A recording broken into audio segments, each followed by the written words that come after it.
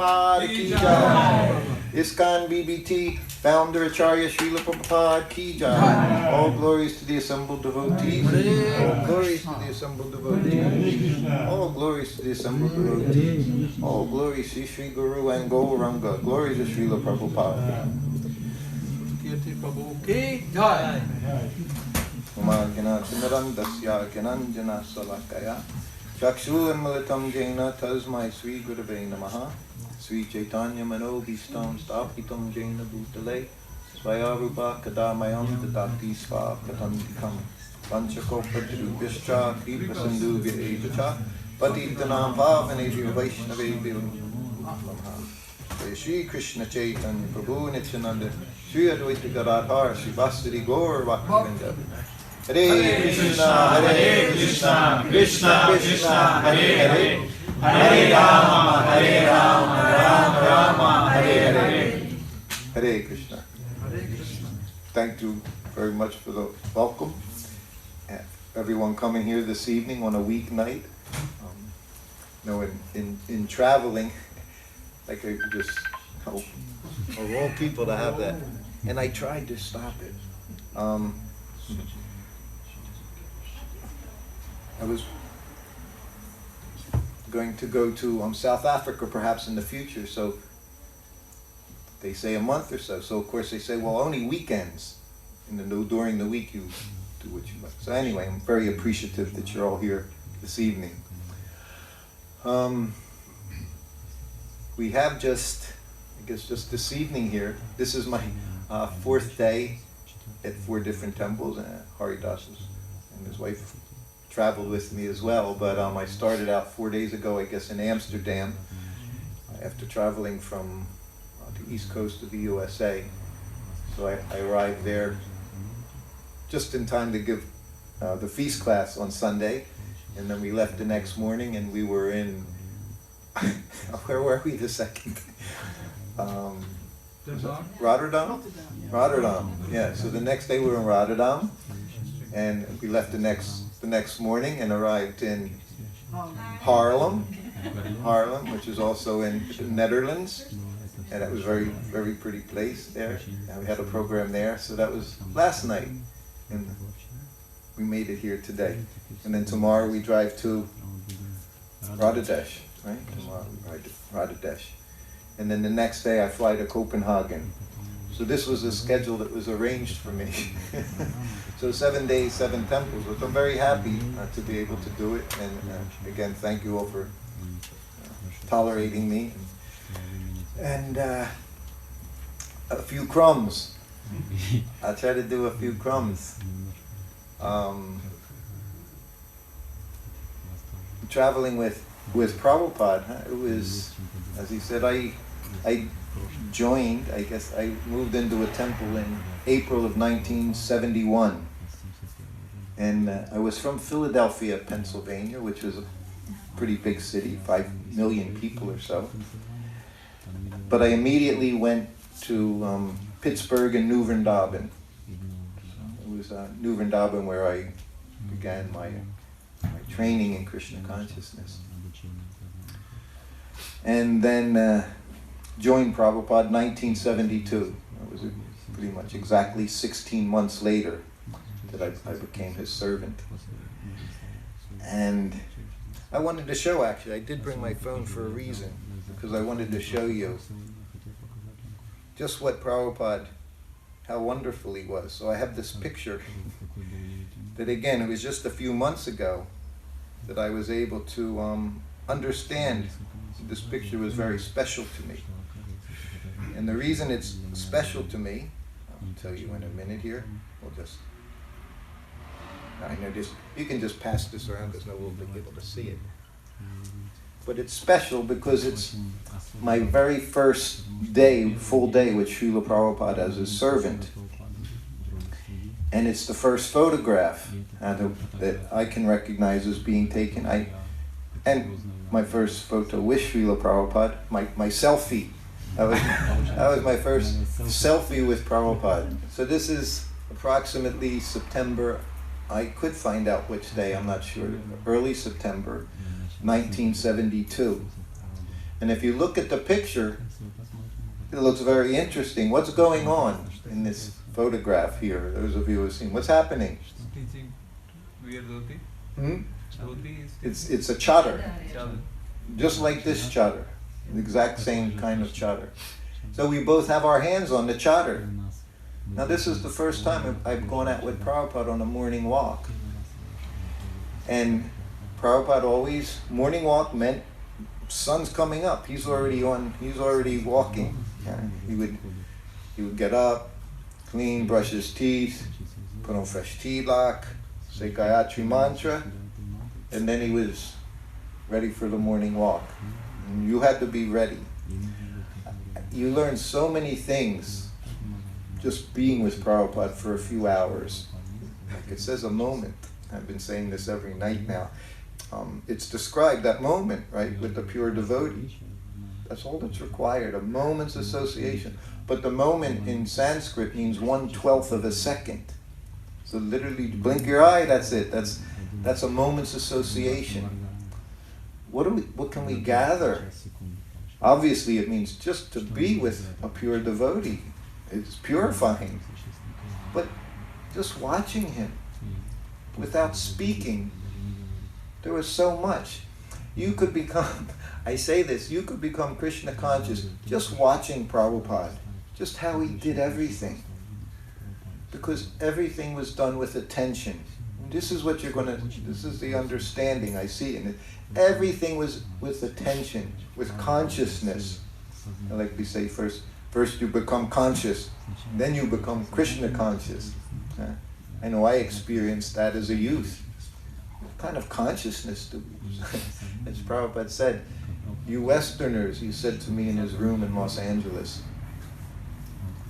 Is the picture still there okay? You Westerners, he said, you've taken so much intoxication, so much illicit sex. He said you couldn't do anything except for the chanting, this Hare Krishna mantra. See, this is what we need, that kind of faith. When Prabhupada said it, he didn't just say things. He understood it, he meant it, he knew it. That our only qualification was due to chanting of Hare Krishna. But see, when he said that, I always thought that was an understatement, because I considered it was only because of his chanting of Hare Krishna and his desire that we were capable of doing anything. You know, it was his chanting, his purity, his faith. He had complete faith in the chanting. It's what he brought with him when he came to America. He said himself, he had $7. He said, I had a very successful business. And that's what he wanted. Many of us have gone through that phase as devotees in our life. Krishna, why don't you give me the money? All the temples, right? Every city will have a nice temple. We'll build Mayapur. We all have these three. Well, Prabhupada also, he was thinking, I'll make a lot of money and then I can do everything. But Krishna's plan is very often very different than ours. And he said, took everything away. Even his wife, his family. He said to us, you can see it in his writings, he said it to us personally once or twice. He said it was horrible, the idea of leaving his family life. He said he was in so much anxiety, and he said several times, he's my Guru Maharaj, he gave him indications, he appeared, he said, but he wasn't looking forward, jumping into it. He said it was very difficult. So this photograph, I don't know who took it, probably Vishaka, Yadubar's wife Vishaka probably. But is what it is on this morning walk, my first morning walk. Already I'm overwhelmed. I'm holding the microphone. I'm in charge of recording Prabhupada's lectures. It's the only thing Shyama Sundar said to me. He was Prabhupada's secretary. I became his servant. I was 21. Now, Shyama Sundar, he was already 30. He had been a devotee since 1967. In those days, if you were a devotee 6 months longer than someone else, you consider them very senior. You offered your obeisances to these people. If they had Brahmin initiation, I mean, I would swear that I would watch devotees chanting Gayatri in New Vrindavan and they would come off the ground. They didn't, but that's what I knew that they could because they were Brahmins. It's a wonderful thing. So on this walk, the sun rose, Prabhupada felt a little warm, and he had his chadar wrapped around it, and he handed it to me. And I grabbed it, and I guess I just didn't even know what to do with it. It was just a sheet of cloth. I just needed to fold it, obviously. But I was bewildered. So that picture is him grabbing it from me to show me what to do. Imagine, he had to stop in his walk to show a grown man how to fold a piece of cloth. When I see that photo, I realized I didn't know how to do anything. It was a miracle that I was accomplishing anything. I couldn't even fold a piece of cloth. He stopped and he said like this. And he just grabbed it by the ends and kept folding it in half. Simple thing. Now I was let me see, Prabhupada had servants from 1966, and I don't know how long, but we know there was Govinda Dasi,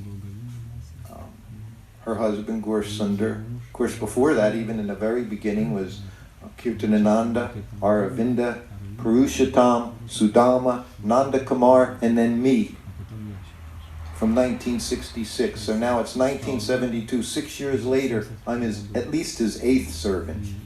There are also intermittent ones, Sudama Maharaj. So I'm number 8. He's on his first walk. He has to show me how to fold the chadar. But look at his expression. There was no anger. He had patience. Then number 8, he had to start all over again. He's spreading Krishna consciousness all around the world. And here he is stopping, show this little boy how to fold his chadar for him. And then he did it. I knew how to do it from then on. But I realized, whatever I know, good. Whatever I know good in it, it's because he told me. He showed me what to do. And he told me. Usually he just showed me. You just had to watch him. And you always knew what to do. He never wasted a moment.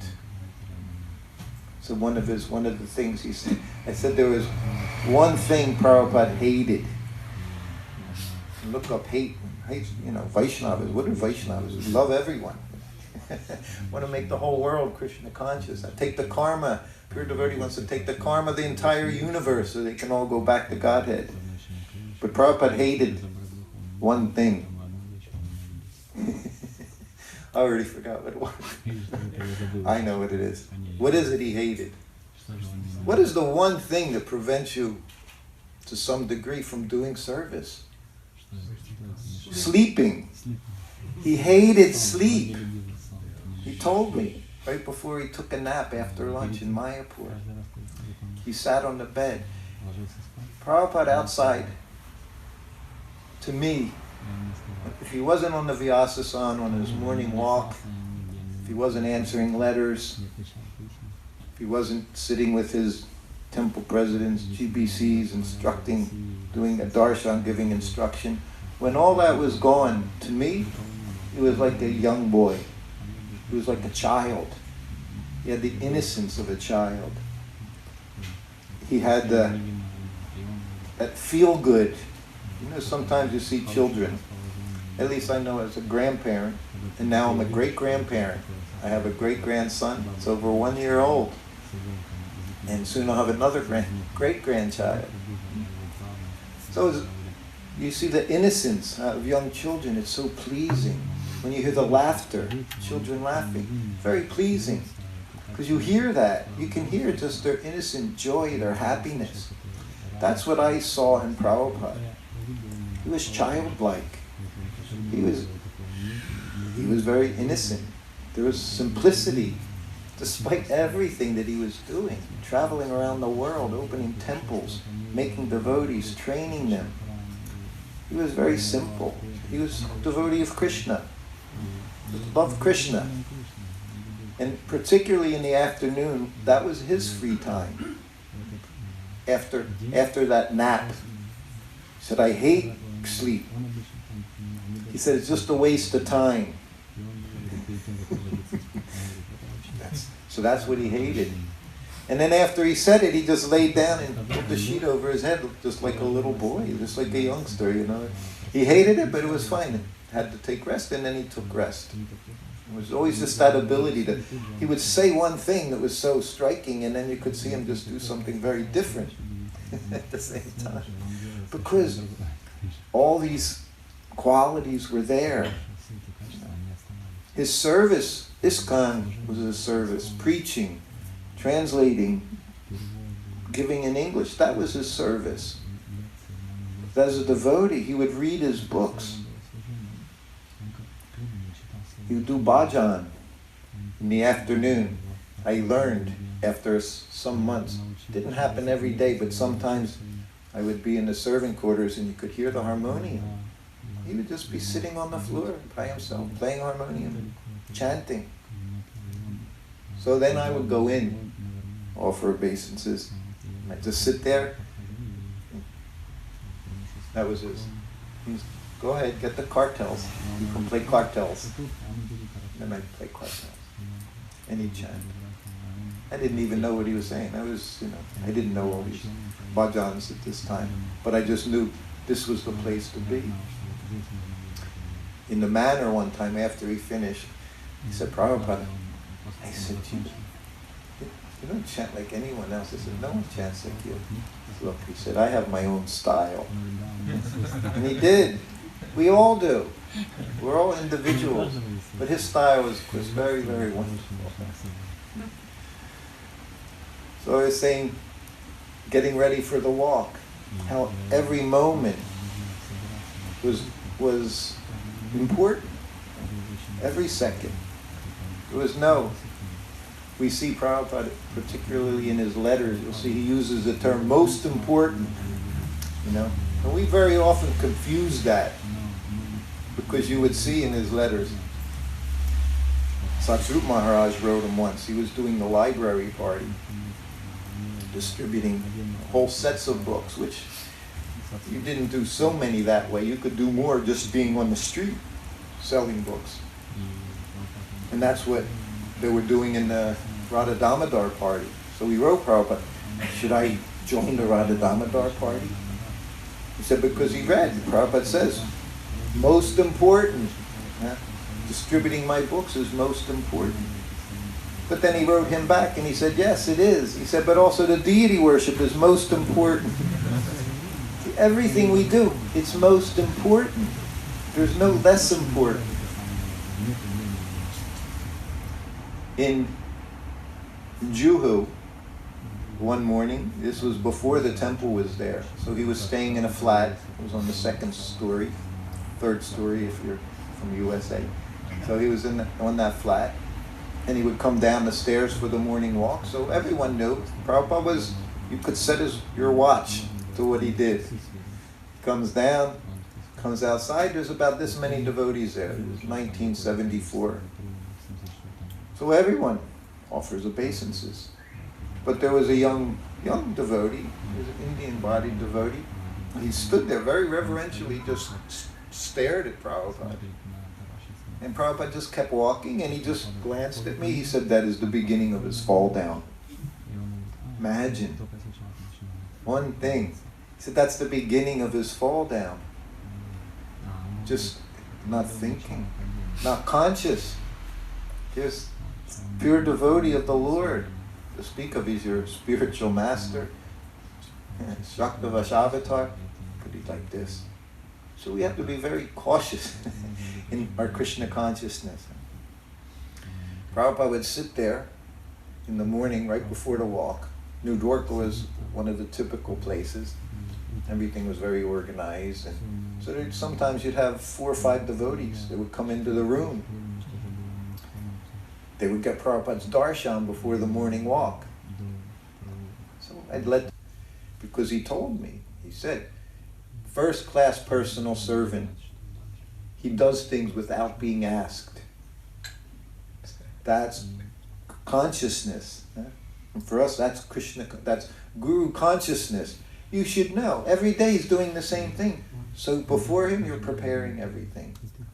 So he'd be in the bathroom before lunch. And then I put his kopin on the bed, I put his dhoti on the bed, I put his kurta on the bed. I buttoned 2 buttons on the kurta, because that was 2 less buttons. He had the button, and his head fit in through the kurta. So all these things, it was just taking care. It was learning how one would be if you loved someone. This was the training. This is how he was training. He didn't tell me, he didn't nag me, as we would say, every day. You should know this, you should know. It was never like that. But he would give you a little hint. First-class servant, he does without being asked. He said the second-class servant, you ask him and he does it. A third-class servant either doesn't do it, or he said he does it begrudgingly. I always loved Prabhupada's English. His words would so capture. They could capture so much what he wanted to say. He didn't just use your everyday words you see over and over and over. They were very well chosen. So he said he does it begrudgingly. So that was the thing, is to know. We should always know what to do. Prabhupada, I was with him on morning walks for 2.5 years. He never stumbled over a rock because he wasn't paying attention. When he walked with his head straight, looking forward. He had the unique ability to look like he was royalty and be very humble at the same time.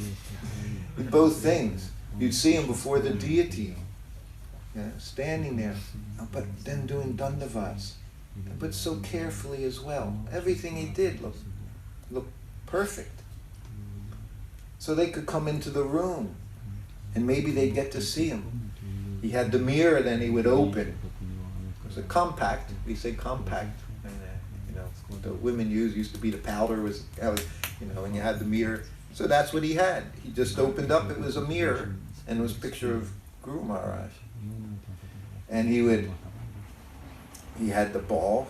And he would take the little spoon. He didn't pour from the lotus. He put the little spoon in it. Put a couple drops of water in. Then he got his ball. You could sit there and watch him.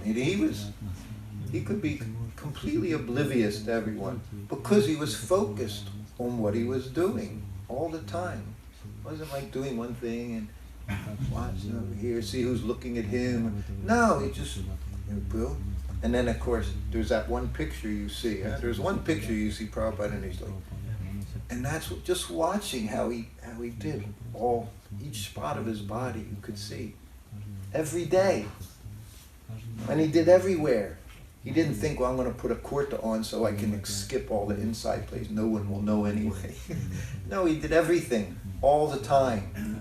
And then he would chant Gayatri mantra. And of course he had sannyas mantra, in addition, added on to the Gayatri mantra. So now you're sitting in the room. Prabhupada's behind the desk, sitting straight, got his hand under his kurta. So what does everyone do? You chant your Gayatri mantra. Prabhupada's chanting, we're chanting. So for me, that was always meant, now we're going to have fun. Because Prabhupada also knew, see, as serious as he was also very funny. All the qualities are there. There's not just gravity, not just being great. There's also a very good sense of humor. Prabhupada, after all, just have to go back to his childhood and know. Prabhupada was a bit mischievous. Prabhupada says, an intelligent child breaks the mridanga to see what's inside making the noise. That's the child. Prabhupada, when he was a young boy, you all know the story about the guns, right? His father took him out. He was always going out with his father. The other thing I saw and I heard over and over again was how much love there was in that family. How much Prabhupada loved his mother and father. We know how much he speaks about his father so much. How he credits his father for giving him Krishna consciousness. Huh? Everyone he met, what did he say? Please, he would give his donation and said, please, as you bless my son, that he become servant of Srimati Radharani. That was his prayer. And that was the result. A few times he said to me, when speaking about his father, that was the one, he told a story about his father. He said, when I was young, now this he said was about 8 years old, his father would take him out, they'd go shopping. He said there was one store, this is in Calcutta, so it was a shoe store. And he said in it, they had English shoes. He said, and he wanted a pair of shoes. Every day that he was passing, he wanted these shoes. He said they were leather shoes from England. And that was like very... So his father bought him the shoes. He said, I liked them very much. He's telling me this as I'm giving him a massage in the evening, sitting on his bed under a mosquito net with him. That was... They often say my most favorite moments. There's so many of them. But that's one of them. Being in a bed, a single bed, with Prabhupada under a mosquito net, because it's like you're in a tent with him. It's like you're camping out with Prabhupada. See, this was... I had my own little fantasy world when I was with Prabhupada. So when I was in there, that was it. There was no other world. There was just Prabhupada and me in the tent. So that in itself was beyond belief. And then you're massaging him and he starts telling you stories. It happened just 3-4 times. He's told me all these childhood pastimes. So he said about the shoes. So I'm trying to envision Prabhupada walking as a young child. It was always very difficult. He would talk about his childhood. I would try to see that child. Because when he told you, when Prabhupada told stories, they were live action stories. Like he was there, you know? And he would very often, if there were different characters, he would like speak in their way. So he really brought you in. And the whole time you're doing your service. Everything is connected to that. That was always my realization, was you do service, you get nectar. You don't do service, you don't get anything. You get the miseries of the material world. Huh? But if you're engaged in service, just like we're doing here, it's been difficult getting my way here over the last 6 days. There's been a lot of travel, missed night sleeps, but there's no regret. It's just ecstasy, because I'm just with Prabhupada, because you're with Prabhupada. That's what we want. That was what Prabhupada did. You know, that was his trick. He infected us. I was with him personally. He infected you with his love. You know, and you can't get away from that. When someone gives you unconditional love, what choice do you have but to try to serve that person? A person of such elevated standing, a person from the spiritual world. You just have to serve him because he's just so wonderful. That's what he did. He just bonded you with how much he cared for you. So is this somebody? So I'm just massaging him and he starts talking. I'll go from the beginning. Before the massage, this is in June 1975. So every evening, Prabhupada has hot milk, boiling hot milk, a little sugar or honey. And sometimes he'd have puris and sabji. It was very amazing because he had full lunch at 1 o'clock. So now, 8:30, 9 o'clock at night, he'd ring his bell and he'd say, you can make me paratha and potato eggplant. Imagine. And I do it, and next night, so one night he showed me how to make parathas. Another night, showed me how to make cabbage and potato with puris. And always there's sandesh, or gulab jamun, or rasgulla on the plate. Every meal, dairy and sugar was on his plate. Every meal there was a sweet and there was dairy. So he called me in that evening in his room and he said, tonight, he said, make puffed rice. Muri. We call it muri. We call it puffed rice and peanuts. Chance, ghee, little ghee, chance, turmeric, salt, usual things. And peanuts. And then he cut cucumber on the side. So he said, tonight make that. He said, because this morning, which means 1 o'clock in the morning, midnight, 1:30 in the morning, he said this morning it was difficult to get up to translate. He said, because of digestion.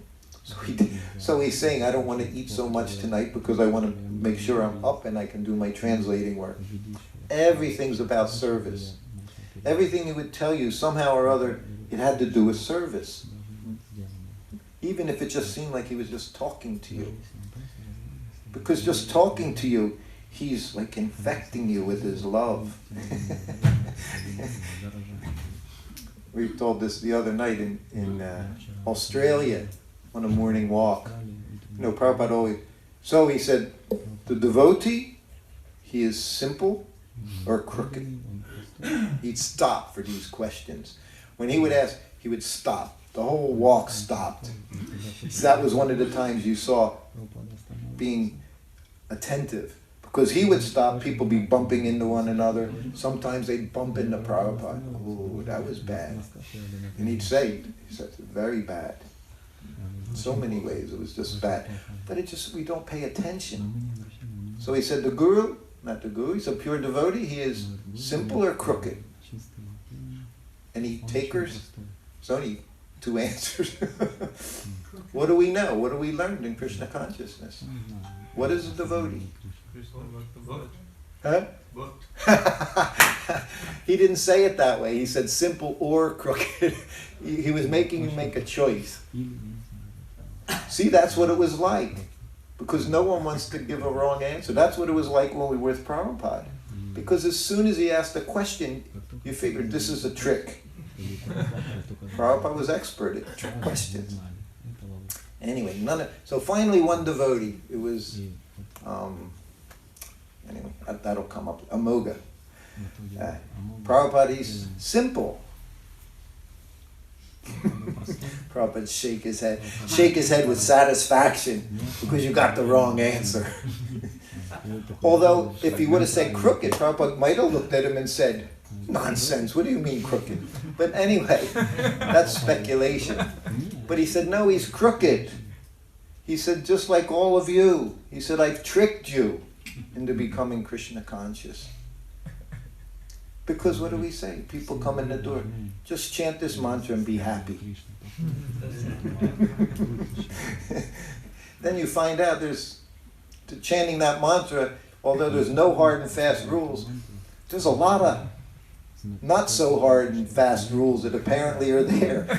That unless you do it, you don't make much progress. So that's the trick. He said, we've tricked you all. What was I speaking about just before that? Going off on that tangent. Anyone remember? Childhood fasting. Yes, the child. Thank you. Yes.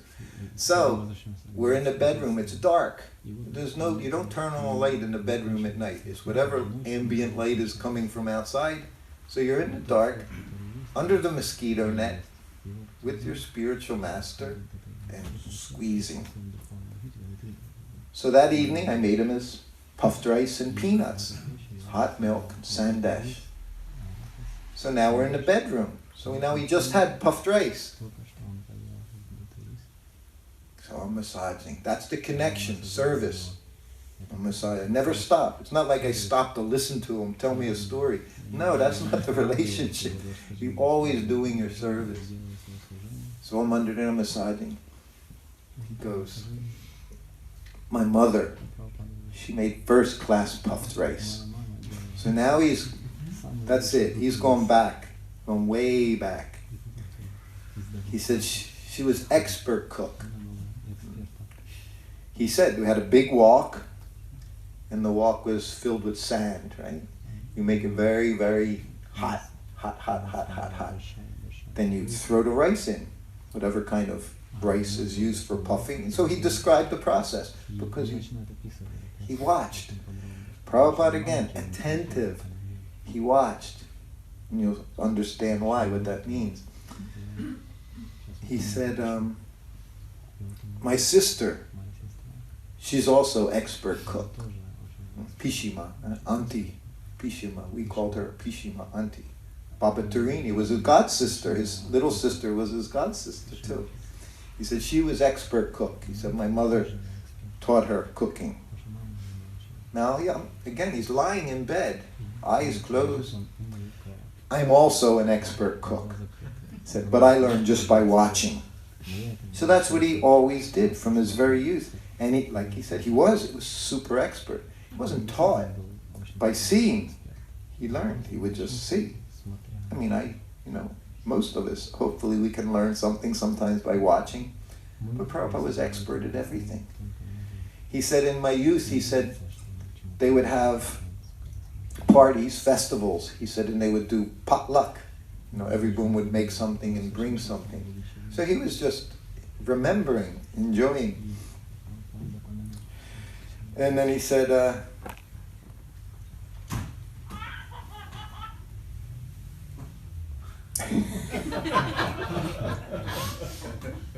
aha.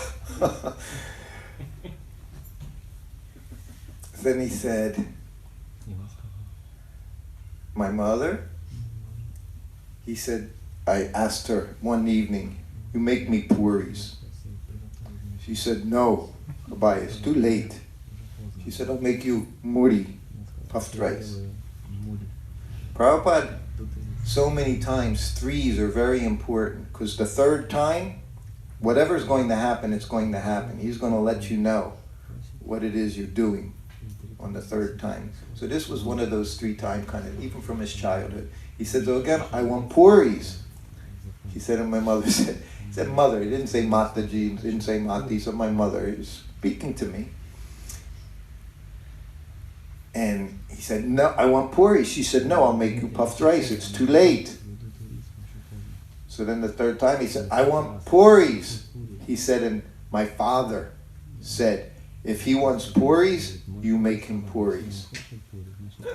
And then he said, perhaps my father knew.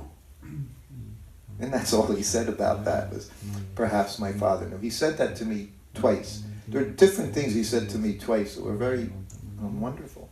So he said that 2 different times, perhaps my father knew.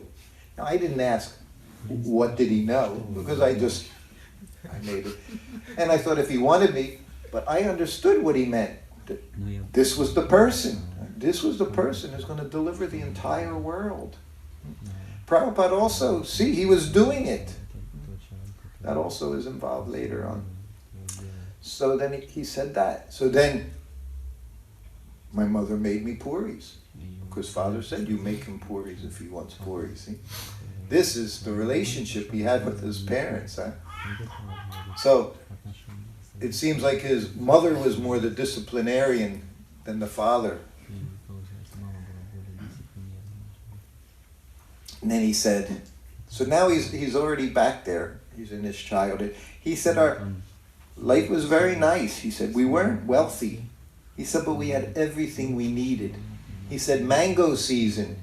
We had a basket filled with mangoes. He said, my sister and I, we would run around the house. He said, anytime we wanted, we could just grab a mango. In his way, he was saying we had everything. We had everything we could. What else do you need other than a place to sleep, something to eat? So he said there was plenty. There was plenty, he said. So these shoes, go back to the shoes. So then he started telling the story about the shoes. But somehow he's just in his childhood. He's remembering events like we all do. The first thing I can recall, I was 4 years old. My father died when I was 3. I have no recollection of him at all. I remember 4 years old, my big sister fell on me and broke my arm. So that was But see, it's something that I'll always remember. It's just one of those things. But Prabhupada, he remembered. So he could tell you stories from his childhood. He said once he remembers being in his sister's arms. He said, maybe I was 6 months old. He said, I remember her holding me on her lap at 6 months old. And of course, there's the famous letter that he wrote to Tamal Krishna Maharaj, saying, there was never a time that I did not remember Krishna. He said, not one time in his life, he said, he was not remembering Krishna. So he gave that revelation. So Prabhupada wanted these shoes. He said they were English shoes. He had a fascination. And he said they were leather shoes, which made them, I guess, even more desirable at the time. So I was just trying to think of Prabhupada, envision him in my mind. He said I would walk to school in those shoes. He was very proud of the shoes. So now I'm thinking, and he's drawing me in. So I said, Prabhupada, I said, when you would walk in them, I said, did you used to look at them as you were walking? And he started laughing and laughing. Yes, he said, yes, I would watch them as I was walking. He was very proud. He was a child, like any child. But of course, what he learned from his parents, his family, was worshiping the deity, Rath Yatra festivals. He said, there's only one thing in ISKCON that I didn't learn in my childhood. Everything, he said, that I'm giving you, he said, I was doing from my childhood. Everything you're doing. He said, I was doing that. You have Rath Yatra festivals, of course, Janmashtami, everything. He said, just one thing. What's that? Well, books. Yeah, book translation, the translation work. And that was his, other than that, he said everything was the same. He wasn't translating books at that. So that's what he said at that time. So I saw him, that was what Prabhupada was funny. And that's how I would react. I would try to see and say something that could bring Prabhupada's humor. It was the very first thing that I saw with Srila Prabhupada that just, we say, sealed the deal. We would say, when I saw that, I understood, this is what I want. This happened, I was given first initiation in New York in July 1971, July 22nd, 1971. Exactly 3 months to the day from when I moved